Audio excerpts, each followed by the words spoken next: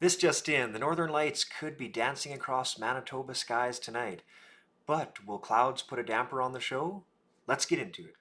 Hey, good afternoon, everyone. This is Justin with Weather Center in Manitoba, coming to you with a little bit of a weather update and a space weather sky update for you this afternoon on this Tuesday, April 15th. I hope you're having a great day. Check out our satellite imagery first, as we usually do.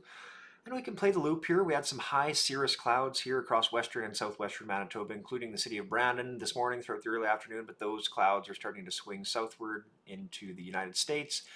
But they did bring a bit of a sun halo show to western Manitoba this morning and into the early afternoon hours.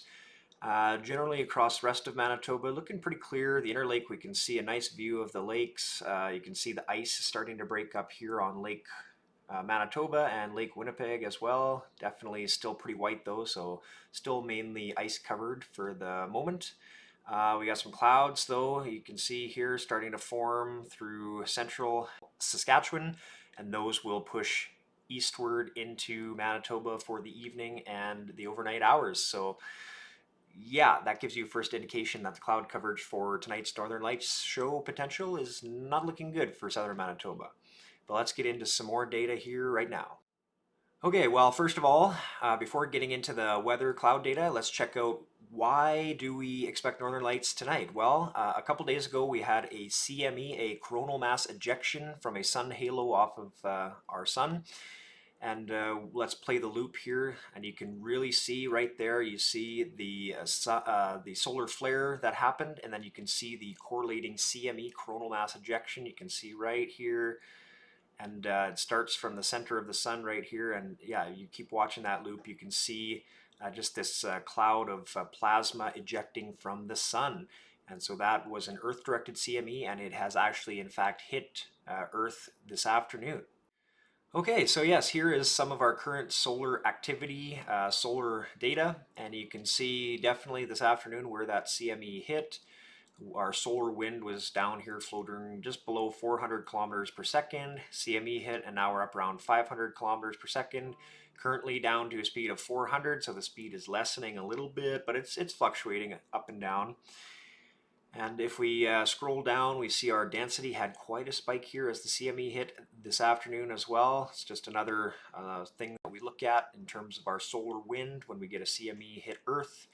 And a couple other things that we look at is our BT, just another solar wind parameter that we look at, and then our BZ. Now, if you know anything about the Northern Lights or you chase the Northern Lights, you probably have heard about the BZ before. And basically, just to put it in easy terms, when the BZ is negative, so when it's below zero, the solar wind has an easier time interacting with the Earth and thus creating those northern lights that we want to see.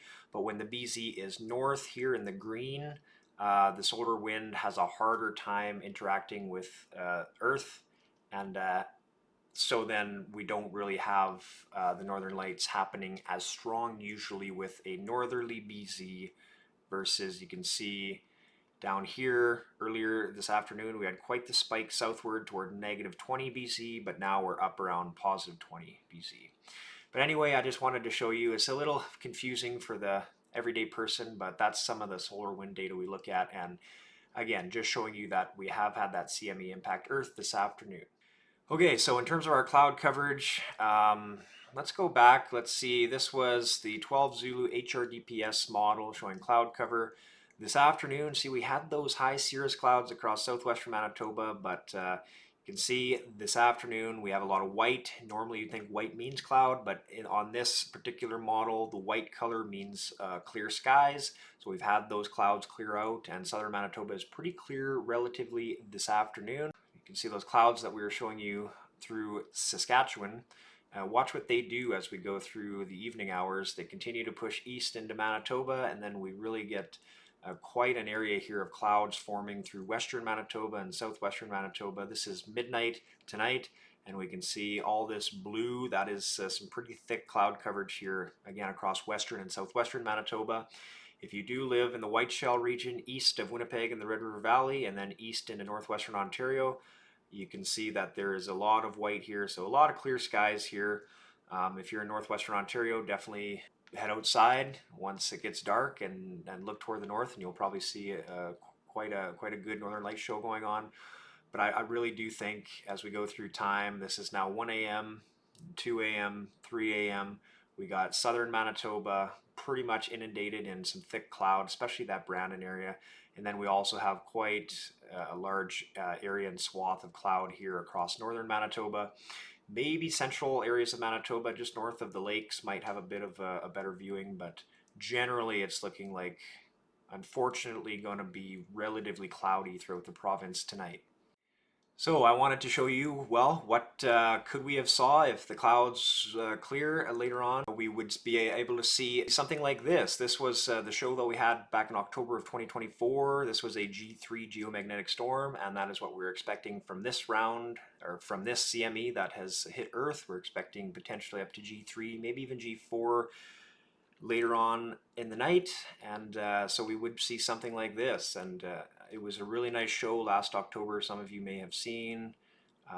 But yeah, we definitely could be in for an overhead Northern Lights show if we were by a miracle to have clear skies later in the night. But so far, like we just looked at the data, it's not looking great.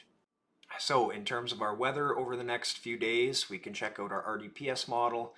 As we go through the week, we see that there could be some snow and rain here up across northwestern Manitoba, Flin Flon, the Paw, Lynn Lake, and then stretching over toward Churchill. This is Wednesday. At about 9 a.m., we can see that there's some snow and gusty winds here across northwestern Manitoba. And in the Flin Flon, the Paw area, maybe a mix of rain and snow. And as we go through the day here on Wednesday, we got quite a decent snowfall expected across northern Manitoba and some windy weather. Not too much across southern Manitoba. We could get maybe a couple showers here across southern Manitoba as we get into Wednesday night into Thursday morning. And then that all kind of works its way out, and you can see we got high pressure that sinks south into Manitoba as we get into Friday morning. Okay, so how much snowfall could we be expecting here across northern Manitoba the next couple of days? Well, it could amount to quite a lot, especially areas north of the Paw and Flin Flon up here towards Lynn Lake and Tadoule Lake. We could have anywhere between 20 to 30 centimeters of snow. And also Thompson could get into some snow, 10 to 15 centimeters likely there as we get, again, Wednesday into the day Thursday. And then that works its way out toward Friday. But definitely could be a healthy amount of snow on the way to parts of northern Manitoba for our Wednesday into Thursday. So that is the update I have for you now. Let's pray. Let's hope for a miracle later on that we can see some northern lights and those clouds don't come. But again, reality sets in. We looked at the data. It's not looking great. As a friend of mine says, high hopes, but let's have low expectations. Have a great day, everyone.